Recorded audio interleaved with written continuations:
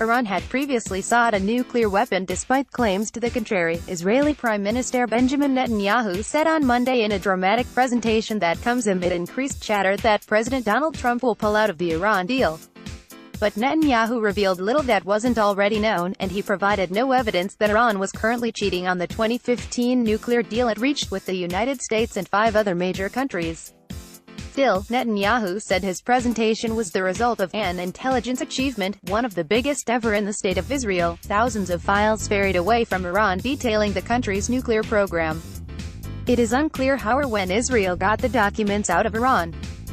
Speaking from Israel's defense ministry, Netanyahu said the documents proved Iran sought a nuclear weapon in what was called Project Gamada. He projected a PowerPoint presentation that included a map of 5 potential nuclear test sites in eastern Iran, charts showing yellow cake production and bomb designs, and a 2003 letter from the defense ministry ordering the continuation of work under scientific auspices, among other documents. Netanyahu stood in front of hundreds of binders that he said held copies of files taken from Iran and said, "The Iran nuclear deal is based on lies.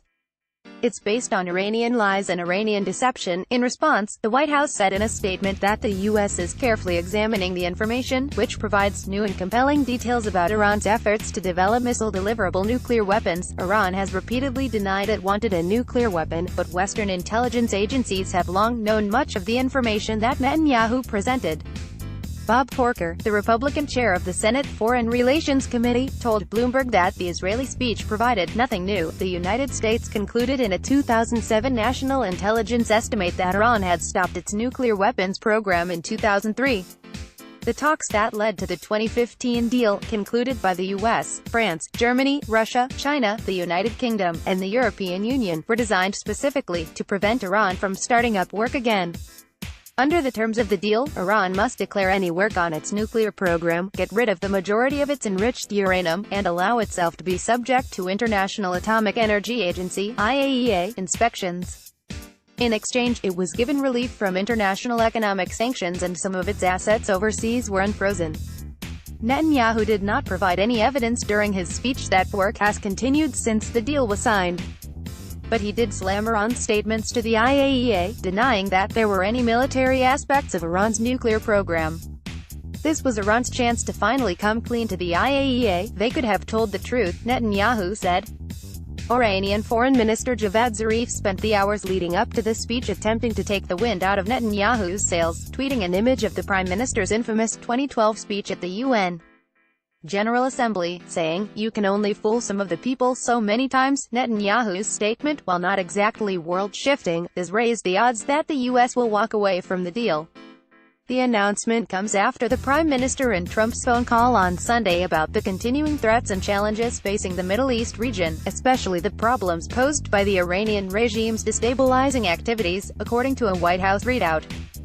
The Prime Minister's office did not immediately respond when asked whether the secret files were discussed during that call. Netanyahu concluded the English portion of his presentation Monday by noting that Trump faces a May 12 deadline on whether to further waive sanctions on Iran that were suspended under the Iran deal. French President Emmanuel Macron came away from 2 days of meetings in the U.S. last week fairly certain that Trump intended to tear up the deal. Iran may not wait for that to happen, though. Iran's deputy foreign minister on Monday, prior to the Israeli announcement, told state-run media that the deal is no longer sustainable for Iran in its present form, without regard to a U.S. exit, the most concrete threat to walk that Tehran has issued. Iran's nuclear chief also warned that the country was prepared to enrich uranium at even higher levels than before the deal, should the accord fall apart. Macron, British Prime Minister Theresa May, and German Chancellor Angela Merkel agreed in phone calls on Sunday and Monday that the deal remains the best way of neutralizing the threat of a nuclear-armed Iran, according to a readout from Downing Street.